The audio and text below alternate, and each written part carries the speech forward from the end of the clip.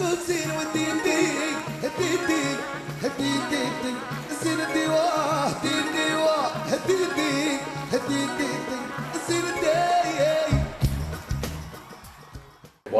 to Focus on the Middle East. My name is Al-Qazzaz and I am your host. Tonight or today we have a very, very distinguished guest, Robert Fisk. He's a distinguished journalist as well as a distinguished author. He has been the Middle East correspondent for the Independent of London. He had published 5 books, 2 on Ireland and 3 on the Middle East, and he's writing a 4th one on the Middle East, and he's going to tell us a little bit about it later on. Welcome to our program. Thank you. I would like you to start telling us a little bit about yourself. You were born in England, and then you became a journalist, and then you chose the Middle East. Well, I didn't choose the Middle East, no. I was a correspondent, first of all, for the Times of London, and my first posting was to Belfast. At that stage, the war had started in Northern Ireland, and I was there for 5 years. And then I was posted to Portugal in the aftermath of the revolution, 1975. And while I was there, the civil war began in Beirut. And our correspondent, Paul Martin, had just got married to a German billionairess who didn't want to start her married life in a civil war. And so the Times moved him from Beirut to Paris, and I was offered Middle East correspondent. I was sitting on a beach in Portugal when I got a letter from the foreign editor that said that Paul had been moved to Paris at his own request and that I was being offered the Middle East. And as the letter said from my, well, he's now dead, my then foreign editor, Louis Heron, he said, the Middle East will be a great adventure with lots of sunshine. He was right about the second anyway. So I was, I was only 29 years old. It was the Times of London, so it was a good paper then. It was before Murdoch bought it. And I was being offered the Middle East. I felt a bit like, an Arab king being offered, would you like Jordan or would you prefer Iraq? Anyway, I travelled out to the Middle East. And did you have any hesitation? Did you have a second thought? No, I'd been to Beirut before. By chance, when I was in Belfast, I had actually taken a holiday in Beirut. This is before the Civil War, although I could see something was wrong there when I was there. And I'd also been to Egypt, so I knew the Middle East, but not terribly well, only as a holiday maker. And I had no, I had done my first degree in linguistics and classics, Latin. And my second, my PhD is actually in modern Irish history. So I had no academic training to go to the Middle East.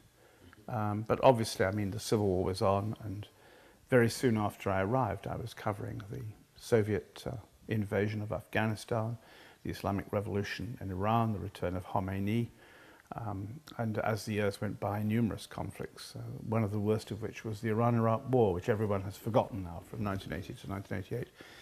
So, I was a very young man, comparatively speaking. It was a great adventure, though a very dangerous adventure. And, I'd always wanted to be a foreign correspondent, and suddenly I was, and I had no objections to that at all. I was living the life I wanted to lead, although, of course, it was much harder and more dangerous than one imagines when one is at school. Well, how many conflicts had you covered since you started being the specialist on the Middle East? I never really counted up. If you include Northern Ireland, Lebanese Civil War, 5 Israeli invasions and bombardments, that's 6, 7, the Algerian War, the Iran-Iraq War, the Nagorno-Karabakh War between Armenia and Azerbaijan. I covered the Croatian War in Knin, I covered the Bosnian War, Kosovo War, and then I covered the liberation of Kuwait, the 2003 invasion of Iraq. How many is that? And there were others. I didn't count. Nor did I. So I've covered a lot of wars, yes, there's no doubt about it, unfortunately. Talking about all these wars, all the coverage of all these wars, which one was the most dangerous? The Iran-Iraq War. It was closest to the First World War. It was trenches, poison gas, air attacks over the front lines, because my father, who was much older than my mother, was actually in the First World War, in the trenches on the Somme in 1918. He was in the third Battle of the Somme. I took a particular interest in this because obviously it paralleled to a considerable degree my father's First World War. I mean, 1.5 million died in the Iran-Iraq War. Well, that wasn't nearly as many as died in the First World War, but you know, I mean, in the trenches in Iran, many, you know, scores of people were being killed every day.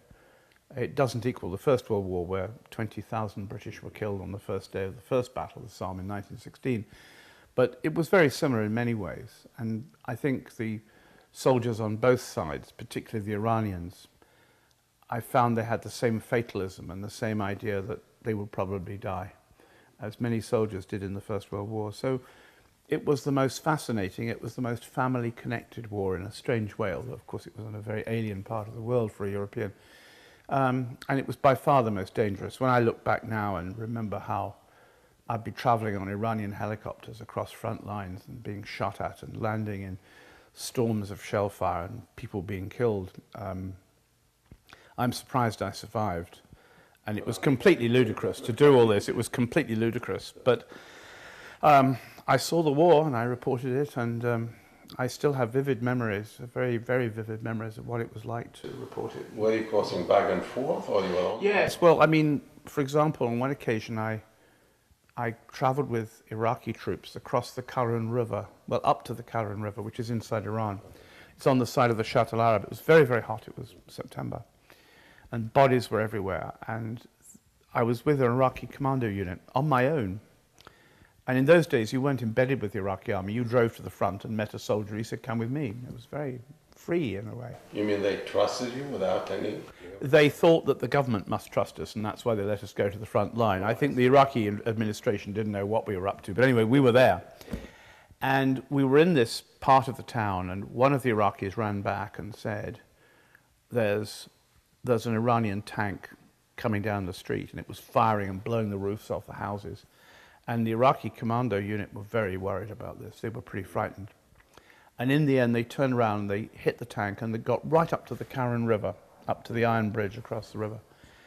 And I decided I wanted to know what was happening on the other side, so I left the front line. I drove to Basra. I drove to Kuwait.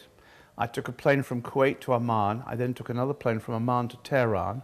I then took a train from Tehran down to Khorramshahr, and the Iranian Revolutionary Guard took me to the other side of the same bridge. I did it in 3.5 days, and I was less than 100 meters from where I'd been with the Iraqis, and I could see the Iraqis who I'd been with, and then I was on the other side. So I did cross the line, but of course it took me about 1,800 miles to do it.